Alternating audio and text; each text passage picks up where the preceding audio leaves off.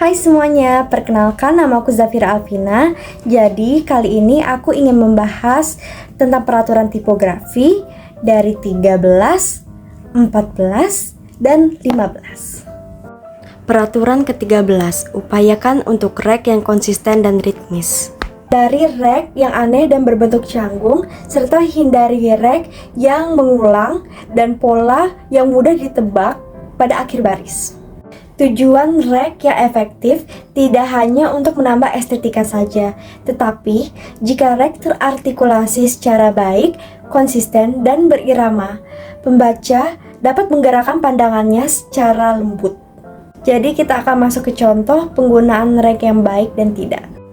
Rek yang efektif terdiri dari garis-garis yang membentuk pola akhir garis yang informal tapi konsisten. Rek akan tampak memudar secara bertahap.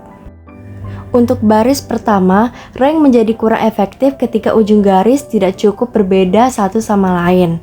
Untuk baris yang kedua, ketika bentuk dan kontur aneh muncul.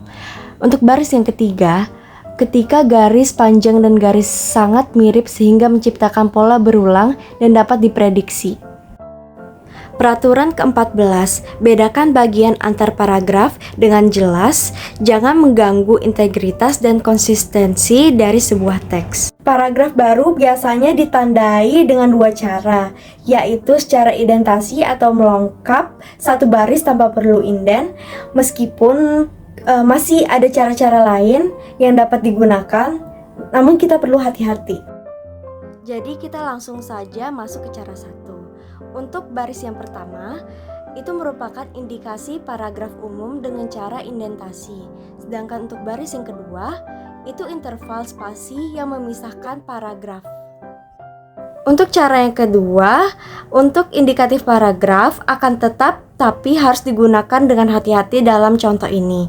Paragraf yang ditunjukkan dari atas ke bawah dengan cara berikut harus pertama, tebal, persegi kecil, indentasi terbalik, huruf kecil dengan caps lock untuk kata pertama, dan huruf besar pertama ditempatkan di pinggir.